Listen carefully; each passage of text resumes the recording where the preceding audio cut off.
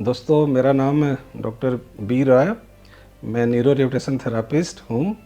आज मैं जिस टॉपिक पर बात करने जा रहा हूँ उसका नाम है स्ट्रोक, जिसको हम ब्रेन स्ट्रोक भी बोलते हैं और लेमन टर्म में हम बात करें तो उसको लकवा भी बोलते हैं। और पक्षघात, जिससे बोलते हैं कि पक्षघात हो गया और उससे हमारे पैरों की कैसे पहचाने की स्ट्रोक है। तो स्ट्रोक होने पर जैसे हमारा मोटर सिस्टम है, हाथ पैर काम करना बंद कर देगा।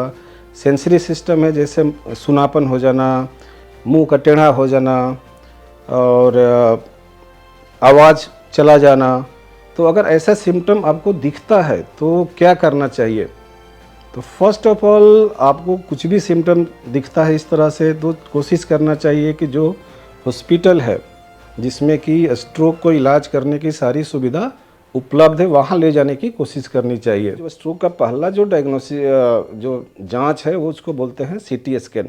पता करेंगे कि ये स्ट्रोक जो है इस्चेमिक है या तो उसमें कहीं ब्लड वेसल्स में ब्लॉकेज के चलते हुआ या ब्लड वेसल्स को या नली को फटने से हो गया, क्योंकि दोनों के इलाज में डिफरेंस है। अगर इस्चेमिक के चलते हुआ, जनरली 85% जो केसेज होते हैं हमारे स्ट्रोक के वो जो है इस्चेमिक होते हैं। 85% इस्चेमिक होते हैं जिसमें कि ब्लड में कहीं रुकावट आ गया, जैसे या इम्बलाई हो गया या थ्रोम्बस के चलते रुकावट हो गया। अगर इस्चेमिक स्ट्रोक है तो उसका तो इलाज जैसे हमारे न्यूरोलॉजिस्ट देते हैं, जिसको बोलते हैं हम टीपीए का इंजेक्शन होता है, जो कि कॉस्टली इंजेक्शन है और सभी जगह उपलब्ध नहीं है। इसलिए हमारा ये एडवाइस है कि कोशिश करनी चाहिए कि हमको उस हॉस्पिटल में ले जाए जहाँ पर टीपीए का इंजेक्शन अवेलेबल हो। और जिस टीपीए लेकिन देने का एक समय है, टाइम पीरियड है। पहले जो टाइम पीरियड था 3.5 आवर्स था, लेकिन अब जो इसका समय जो है बढ़ा करके 4.5 आवर्स कर दिया गया। 4.5 घंटे के अंदर तक अगर हम हॉस्पिटल पहुँचाते हैं पेशेंट को तो उस पेशेंट को हम टीपीए का इंजेक्शन दे सकते हैं। लेकिन मैंने बताया कि यहाँ स्ट्रोक जो है दो तरह से है, एक हेमरेजिक और दूसरा इस्चेमिक। तो टीपीए का इंजेक्शन जो है हम हेमरेजिक में नहीं देते हैं, इसको हम इस्चेमिक में देते हैं। और मोस्टली जो बताया कि 85% केसेज जो है इस्चेमिक होते हैं और 15% जो है हेमरेजिक होते हैं।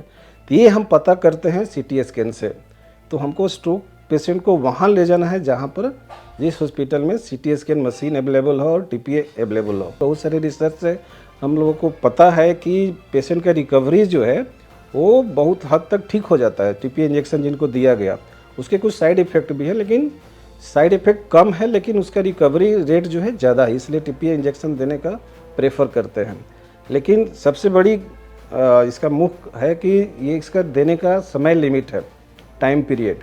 तो इसलिए जब भी किसी को लगा कि उनकी मांसपेशियों में नहीं काम कर रहा है, स्पीच चला गया, सुनापन हो गया, तो उनको पहले हम उस गोल्डन पीरियड, उस टाइम पीरियड में उनको हॉस्पिटल ले जाने की कोशिश करेंगे, और जिससे कि हम पेशेंट की डिसेबिलिटी जो है वो कम कर सकते हैं। डिसेबिलिटी मतलब काम करने की क्षमता, क्योंकि स्ट्रोक होने के बाद पेशेंट का जो है फंक्शन लॉस हो जाता है। फंक्शन लॉस होने से हम डेली एक्टिविटी नहीं कर पाते हैं, जिससे कि विकलांगता हो जाता है।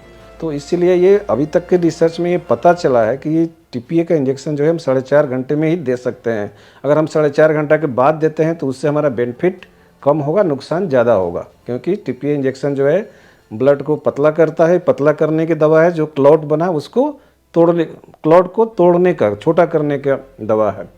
तो इसलिए अगर हम 4.5 घंटे के बाद देते हैं तो हमारा दूसरे जगह कहीं ब्लीड होने की चांसेज रहेगा, कहीं दूसरे ब्रेन के एरिया में ब्लीड हो गया, कहीं एब्डोमेन में ब्लीड हो सकता है। इसलिए उस पीरियड तक, अभी का हमारा जो स्टडी बता रहा है कि टीपीए इंजेक्शन जो है 4.5 घंटे तक पीरियड तक ही दे सकते हैं। क्योंकि दोस्तों हम जानते हैं कि ये जो स्ट्रोक है या आज हमारे जो second leading cause of death ये हो गया।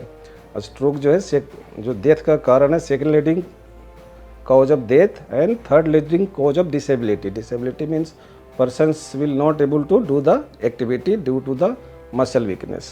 मांसपेशियों में मांसपेशी अगर काम करना बंद कर दे तो अपना डेली का दिनचर्या वो नहीं कर पाते हैं। इसलिए दोस्तों हमारे लिए जो 4.5 घंटा का जो पीरियड है वो बहुत बहुत ही महत्वपूर्ण है। इसलिए सभी से निवेदन है कि इस समय जो हमारा गोल्डन पीरियड टाइम है, उसमें अगर किसी आपके घर में या आजू बाजू में किन्हीं को भी लकवा का सिम्टम दिखाई दे तो जल्दी से जल्दी उनको हॉस्पिटल ले जाइए, और जिससे कि सीटी स्कैन से ये पता किया जा सके कि ये हेमरेजिक स्ट्रोक है और इस्चेमिक स्ट्रोक है। क्योंकि दोस्तों मैंने बताया कि लकवा जो है this is the second cause of death and third cause of disability. तो एक बार लकवा हो गया तो फैमिली मेम्बर्स पर, परिवार पर बहुत, और हमारे देश पर भी बहुत इकोनॉमिकल बोझ हो जाता है। तो इसको हम आपको नेक्स्ट सेशन में बात करेंगे कि लकवा के और क्या क्या इलाज हैं और हॉस्पिटल में कैसे इलाज होता है।